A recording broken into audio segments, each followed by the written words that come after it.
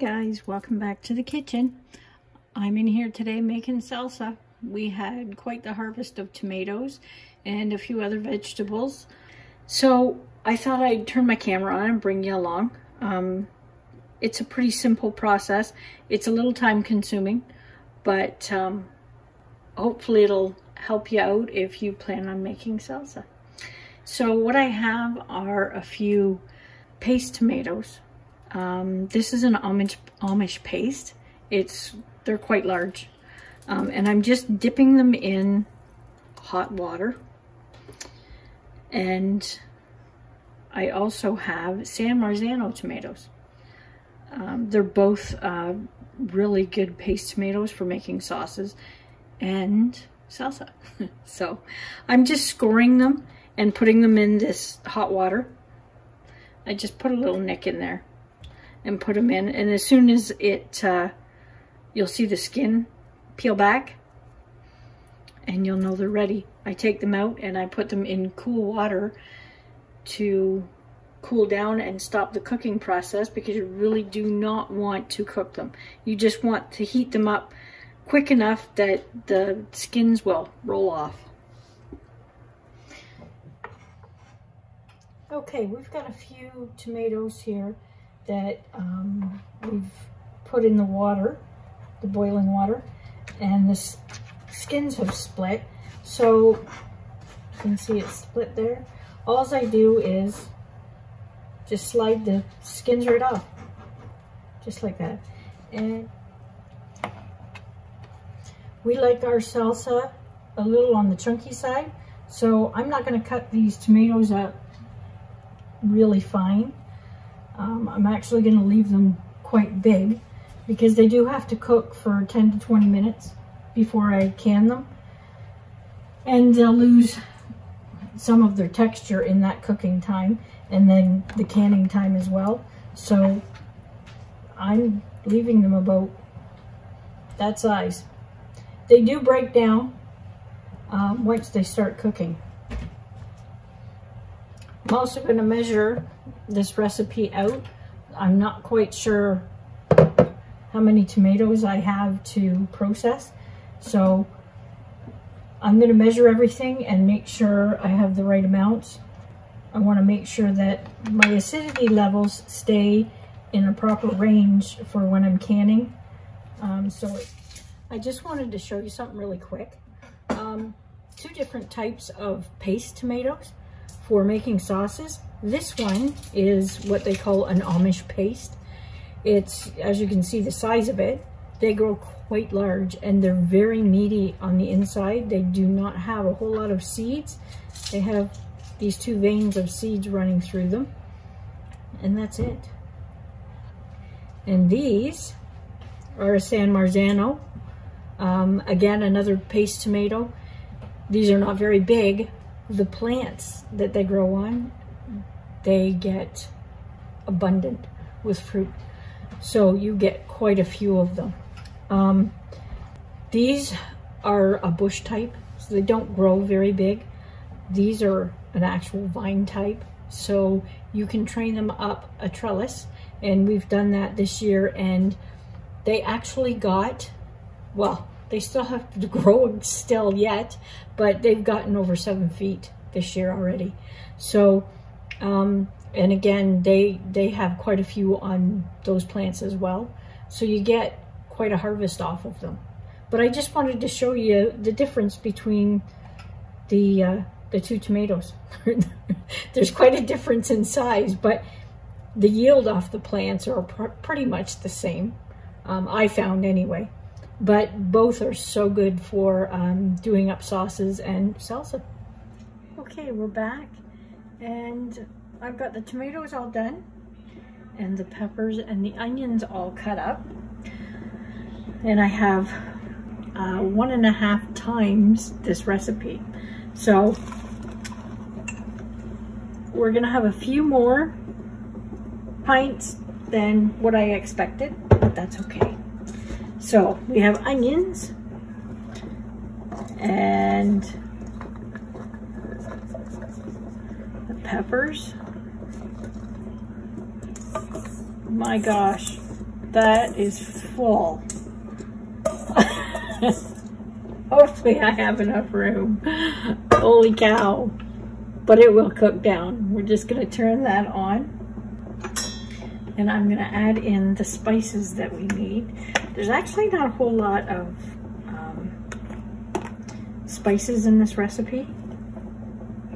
There's 2 tablespoons of chili powder and a couple of teaspoons of salt and a cup and a quarter, sorry, of vinegar. And make sure you don't skimp on the acid going into this. That's what keeps it preserved and shelf stable.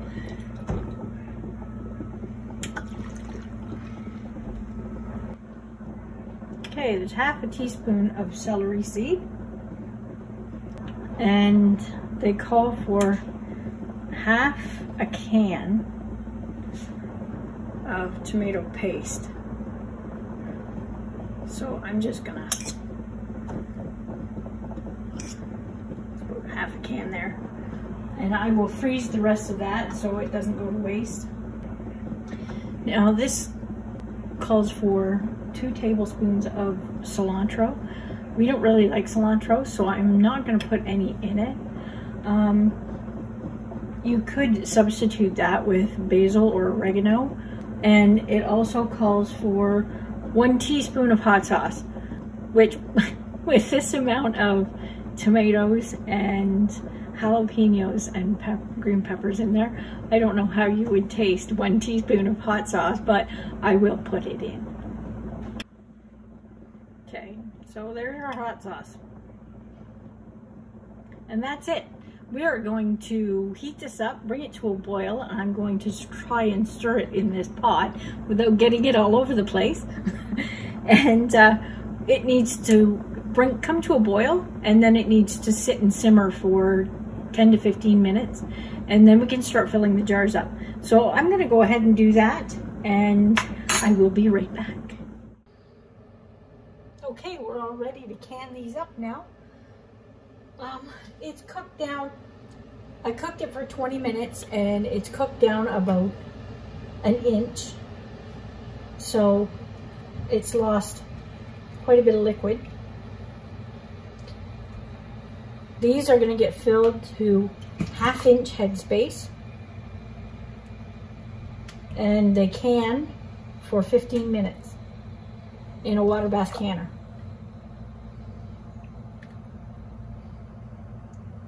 Make sure your head space is good.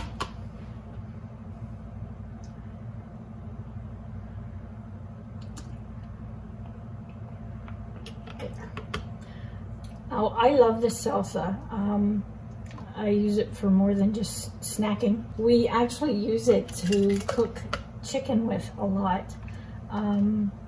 Just quick and simple chicken breasts in the oven with salsa on them and wrapped up in a bit of foil. And it makes a really good meal with a little bit of rice or noodles. Hopefully you can give this recipe a try, and hopefully you'll like it. Now I've sterilized my jars again. They've been in my pot boiling there the whole time that the salsa was cooking down. So they're sterilized. The lids are keeping warm.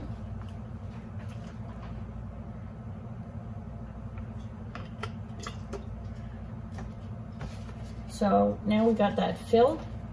We're just gonna wipe the rims down, make sure there's nothing on them. And while I'm wiping them down, I'm checking for any chips or anything that might be on there that can hinder that seal. After spending all this time cleaning these veggies up, you want to make sure that you're gonna have a good stable product at the end. So that's it. I'm not going to debubble, only because this is mostly liquid, and I really don't think there's gonna be much in it for bubbles in there. So I'm gonna fill my canner up, and we'll be back when it's all done. Okay, there they are. We're gonna wait until I get a rapid boil on that, and we're gonna leave them sit in there for 15 minutes. I still have probably 5 more pints left to do after this batch. So we'll get quite a bit. We'll bring you back in a little bit and show you how much we actually got out of the whole recipe. Okay guys, that's it. They're all done and out of the canner. This is actually the next day, so I've taken the rings off. But we got 11.5 pints. The recipe called for 7 to 9 pints. So we got a few extra there, which is fantastic. That'll partially fill our salsa shelf for the winter. Hopefully you liked the recipe. If you did, hit that thumbs up for us. And hopefully you're subscribed. If you are, hit that bell so you're notified for the next video that's gonna come out. Thanks for watching. We'll talk to you again next time. Stay safe.